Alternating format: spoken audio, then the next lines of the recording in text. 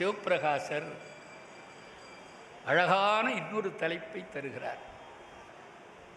விளங்கிழை பகிர்ந்த மெய்யுடை முக்கண் காரணன் உரையனும் ஆரண மொழியோ ஆதிசீர்ப்பரவும் வாதவூரண்ணல் மலர்வாய்ப் பிறந்த வாசகத்தேனோ யாதோ சிறந்தது என்குகிறாயின். எது சிறந்தது?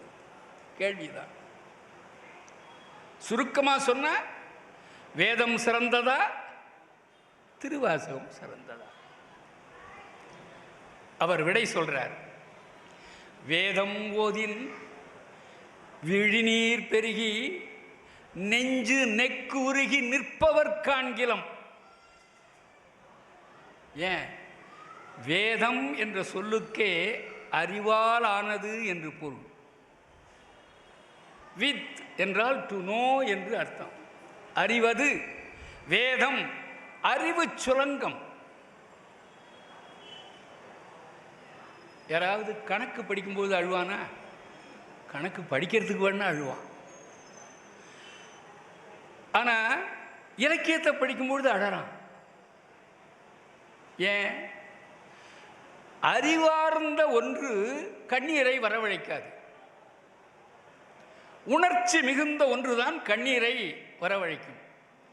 வேதம் ஓதின் விழிநீர் பெருக்கி நெஞ்சு நெக்குருகி நிற்பவர் காண்கிறேன்.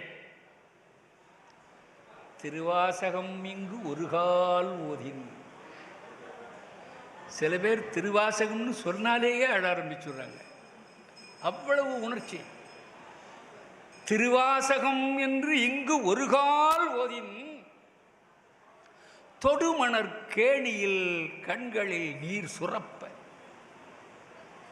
விதிர் விதிர்ப்பு எய்தி மென்மயிர் பொடிப்ப அன்பர் ஆகுனர் அன்றி மன்பதை உலகில் மற்றையார் இலரே. திருவாசகம் நெஞ்சை நெகிழ்விக்கக்கூடிய அருள் நூல்.